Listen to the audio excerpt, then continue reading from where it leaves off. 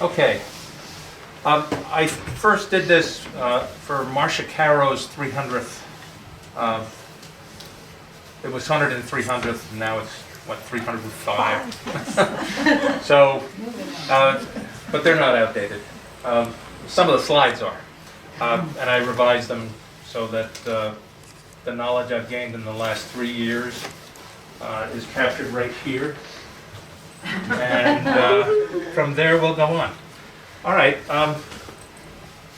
The area before it was Wertsville was 1718. It was settled by John Manners, and he came over from Monmouth County, Middletown, and was followed by his father-in-law, David Stout, who came in 1719.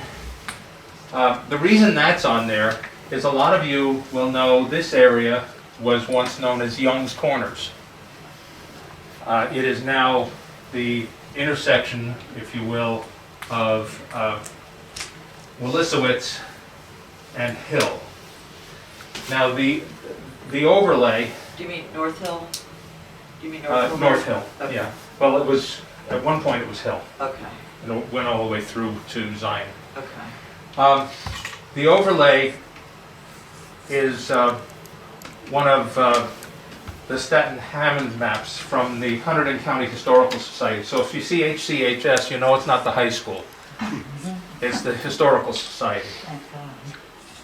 So here, the red pin is, kind of ignore the number, but that's the Wertsville Union Cemetery, also known as Young Cemetery, also known as the Stout Manor Cemetery. Wertsville is in this area.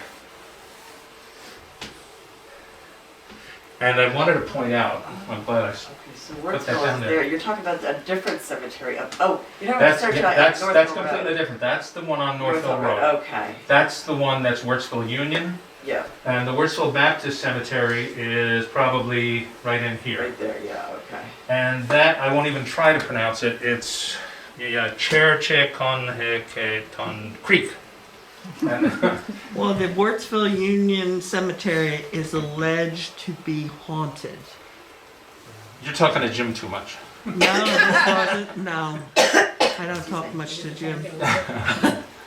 All I know is But it's not he's a neighbor. Wertsville. So it's not going to be discussed. The Wertsville Baptist Cemetery will be discussed. Okay. Shut up, Francis. You'll hopefully recognize this. This is from the bicentennial book, The History of East Amwell. And this was this David Stout house.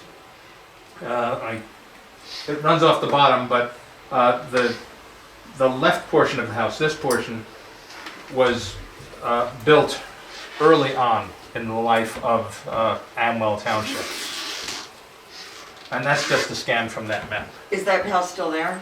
No. It is, but it's if you're walking Wertsville Road, it's well off into what is now I don't know if it's a reclamation area or what they're doing there. And it used to be just off the airport. There was a small airfield there. Okay. I forget the name of that. So it's on the Lindbergh Road side of Wertsville Road. No, yes, it's- yes. Okay. So you mean that. Harrison No, is the Going airfield? toward the Shannock past Wertsville. Probably Harrison. And then this is North Hill, No, I don't think and this is just to show you with North being that. This is pretty much the old Stouts Manors, and this is the new, and now since the 1880s, it's the Wertsville Union Cemetery. Oh fudge, didn't mean to do that. The first stone was, well, besides being illegible, that's John Manners. That's the John Manners stone. He died in 1770 and is buried in the Stout Manners grave. And that photo comes from Find a Grave. And if you're familiar with findagrave.org, it's actually pretty good. That cemetery is on there. And a lot of the stones are pictured. That's not the first stone in the cemetery. That's the stone of the first person to come over. If I could do it once, here. That's David Stout. That's the first stone in the cemetery. He died in April of 1732. That's D.S. died April 1732. So that's the oldest stone. That's John's father-in-law.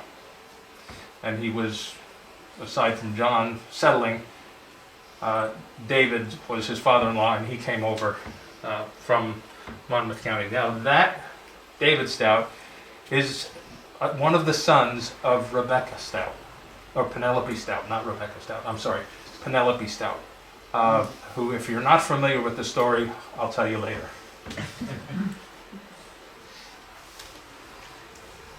This is Robert Erskine, is George Washington's map maker. This comes off the Van Arlingen Historical Society's webpage. And what is neat is you can look at the roads and you can still see, with a modern topo, you can still see some of the roads are inherited from the older roads. And what's really neat is that's Christian Wertz. This is 1779, so there was a Wertz at the intersection of Wertsville Road and what is now Lindbergh, which I think was called Wertsville Rock Mill Road or something like that. It was always, all the roads, like Manners Road was the Rayville Wertsville Road. So it was always named for the points it connected. So it's towards the Holcomb's farm. Again? The Holcomb's farm that's right there at the intersection of Manners Road and Oh, Wertsville. And They're in it the original- extends over to Lindbergh Road. That's their home, isn't it? I think so. And that's the original Wertz homestead. And that Oh, shoot. is, I'm sorry, did you want to get that?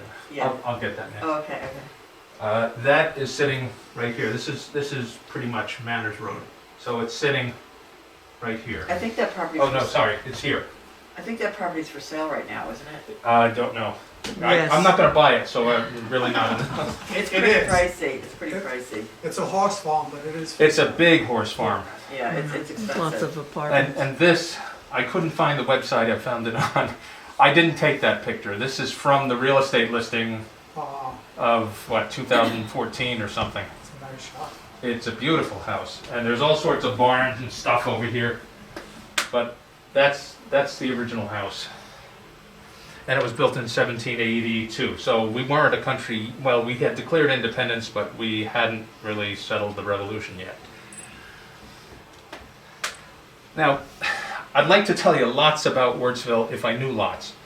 But what I want you to know is East Amwell Township, obviously, doesn't go back to colonial times.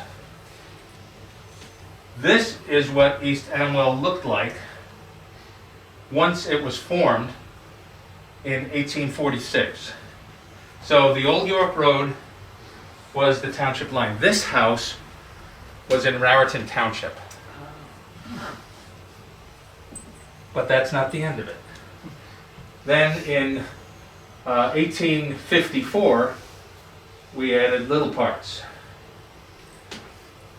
And then in 1897, you pretty well have the township that lives today. This is Toad Lane. This is Dutch Lane. That's the Dunker Church Road. It goes out as far as the Bone Station Road. But what's interesting is until 1897, the Ringo Station wasn't in East Amwell.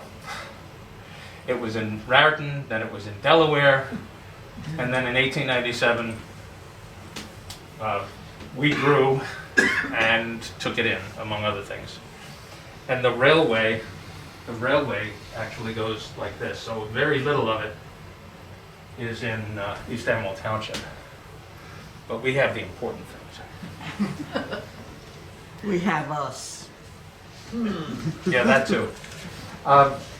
This was the Wertsville Historical District. It's on the National Register as of 2000. And it's a little offset. I apologize. I didn't spend more time trying to stretch and shrink this. but you get the idea. It kind of goes around.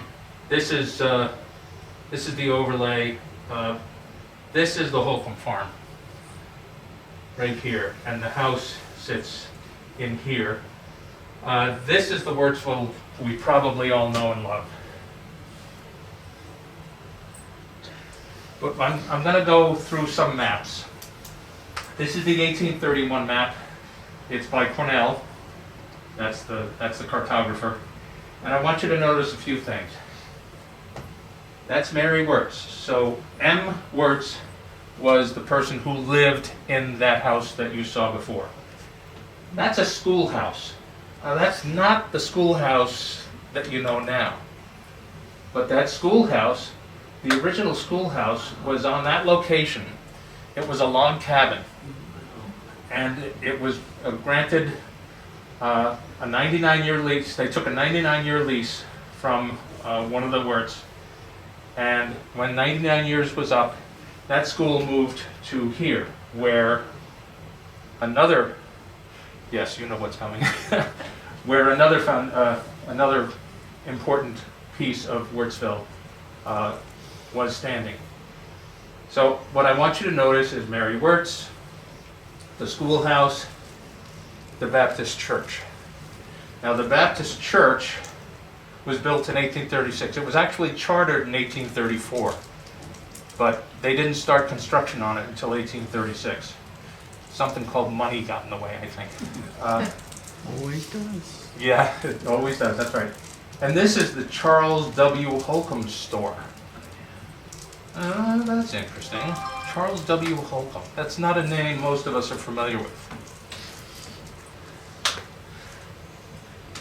There's Mary Ellen's church. Yeah, I wish, yeah. Well, close, it was close. It was almost And there. it was chartered in 1834, but stood as a Baptist church from 1836 to when it closed. They had their last baptism in 1908.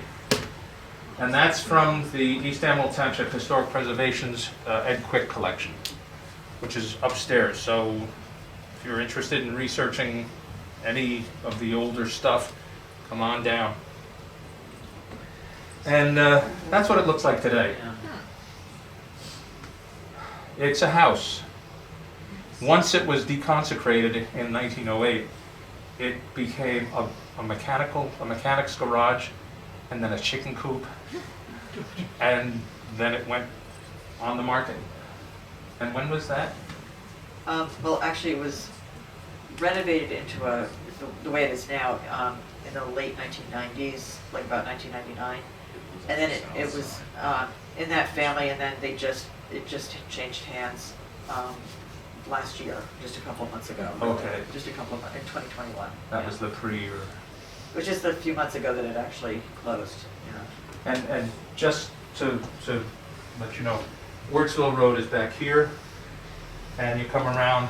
This was the parsonage. That house was the parsonage when it was not expanded and cinder blocked. And then there's one more house. There's one more house on the corner, and then you come up Lindbergh Road. But on the other side of this church is the cemetery. And I'll say a couple things, and that's Wertsville Road. I'll say a couple things about the cemetery. You'll find very few granite markers in here. And you find no country rock markers. Why is that? Country rock markers generally predate the rail. People would drive their wagons out, get the stone they need, and bring it home, carve it as they needed to, and set it. And you'll see them in the Stouts Manor Cemetery. There's plenty of them. Then came the rails. And the rails allowed transportation of pieces like this, of marble and limestone from Vermont, and you could still work it. You had steam-driven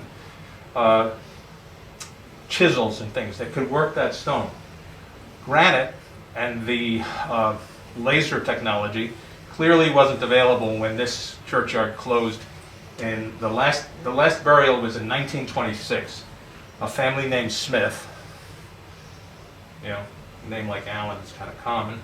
A family named Smith owned a plot, and some of the family members survived into the 1920s, and they're interred there. The first burial was 1835. So it was before the church was actually built, but a year after the ground was donated for the church and the cemetery.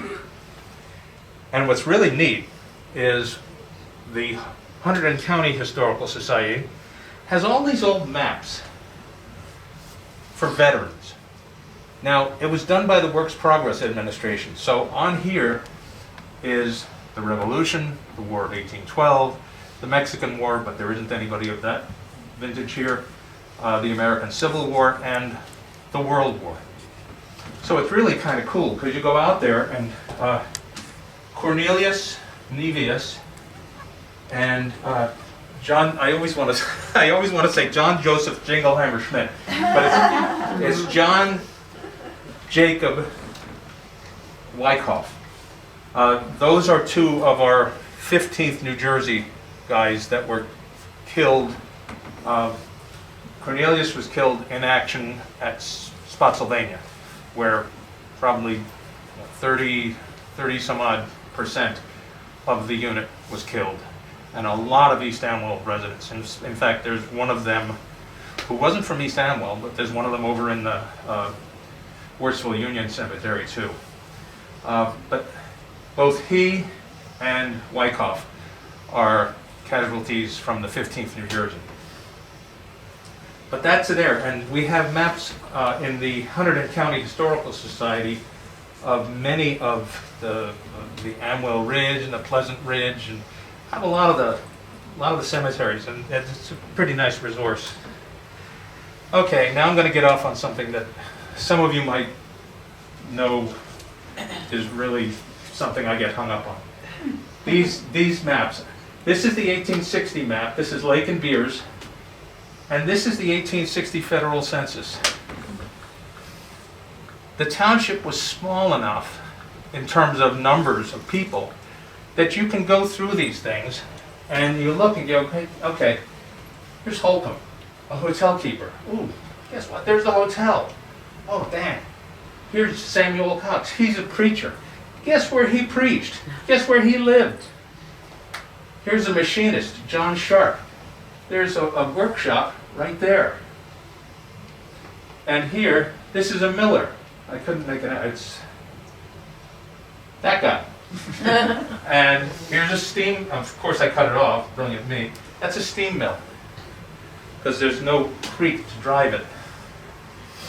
But all these guys, when you look at the heads of household and you see what their occupations are, you know where the census taker went.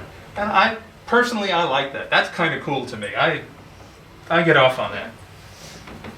So here's the 1860 map. The 1860 census is really poor. The ink was really poor, so you're not going to enjoy that. But what I'd point out is here's Mrs. Wertz still. Now, remember this was the school location. Now it's David S. Wertz. And the school, here's the store and the post office in here. And there is the school. Different location. Where does it say that it's the school? Right here. Okay, thanks. And here's the text that goes with it. Mary, up here, she was 82 in the 1860 census, and incredibly enough, she was 72 in the 1850 census. Which, you know, you laugh, but I've looked at the 50, 60, 70, 80, and 1900 census, because 1890 is gone. If you look at Sylvie Dubois, it's never 10 years. Never 10 years. And it makes me think, you know, what do you think, Mr. Larison? Is it maybe not quite 126 years old? I don't know. It sure doesn't look it. Artistic license. License, yeah, well, artistic license, and he had it in great abundance. I wish I did. So here's, just to let you know, the school was relocated. I mentioned the 99-year lease in 1846. The school itself was sold to David Wertz, right there, and converted to a house. And the Holcomb store was still owned by Holcomb, but we don't remember it as Holcomb. I don't think. That's the school, and that's in the quick collection from the Township Historical Preservation Committee. Again, it's upstairs.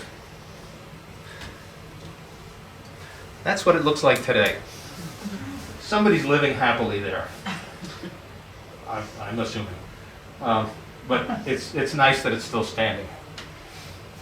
So the church is there, it's a house. The school is there, it's a house.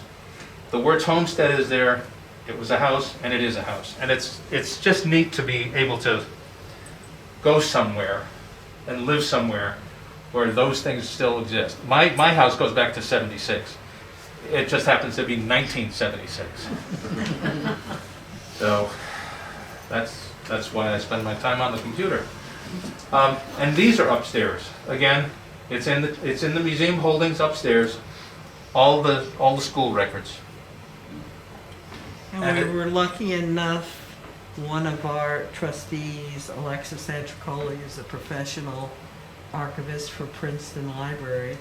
She got a student to come, and they, after 35, 40 years of having the quick collection, they went through and they indexed it and all of that, and it's available so that, you know, box this has that, and vice versa. And we're going to try to get to the point to where we can have a computer downstairs, and then you can, with enough Wi-Fi and things like that, that people can come in, access the content, but without climbing the stairs.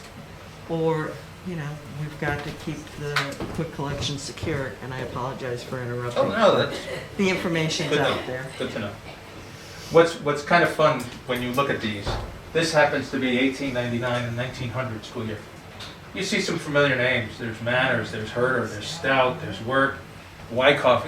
These are people that, the names you know, which is really kind of fun. You want to know who was naughty and nice? Take a look at those books. Higgins. Okay, there's Charles W. Holcomb. He was a merchant. This is in 1865. The state had a census, and he's still listed as a merchant. He still owned the store in Wertsville. And Jacob Manners owned this house. You can't really read that, but there's the house. You'll recognize it if you're driving on Lindbergh Road.